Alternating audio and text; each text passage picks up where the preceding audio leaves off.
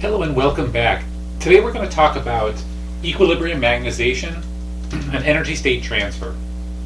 Both of these kind of work together, and they are essentially a piece of the puzzle of how we acquire data in our patient, how we prep our patient, how we organize all those hydrogen in our patient.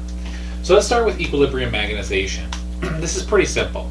If we have a patient that's not in an MRI scanner at this point, hydrogen in their body are pointing in all different directions. All right? So we have them pointing in all different directions. And this cancels out any magnetization whatsoever in our patient. We have no magnetized patient at this point. But the minute we go ahead and put our patient into the scanner, these hydrogen will align parallel or anti-parallel with our B0. All right, so they're going to go ahead and align with this B0, and I'm going to go ahead and draw a B0 in here as well. And what we find is this. We find a majority of these protons aligned parallel with this B0. And this is a state where we kind of organize our patient. We organize the hydrogen in our patient. The patient's prepped and ready for us to manipulate these hydrogen and measure it, take measurements. So we have this equilibrium magnetization here. Hydrogen are aligned parallel or anti-parallel, and they're ready for us to do something to them.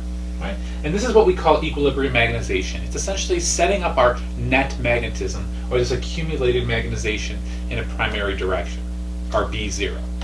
Now, once we go ahead and have these hydrogen in place, we're going to go ahead and activate a gradient, a time-varying gradient, and a time-varying RF field to manipulate the behavior of these hydrogen. Now, when we deliver that RF field to our patient, we're going to take these protons and we're going to do something to them. We're going to take them and we're going to tilt them into the transverse plane. We're going to take this energy and we're going to take this energy state and we're going to transfer it into a different direction.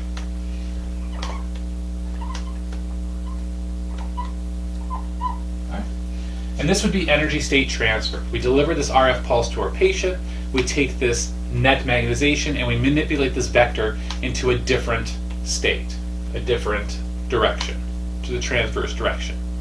Right, and that's energy state transfer. So equilibrium magnetization, before we do anything to the patient, hydrogen are aligned parallel to the B0. We have net magnetism, and then we deliver an RF pulse and we change that energy state into something else. We transfer it. All right? So thank you so much for watching, and I'll see you next time.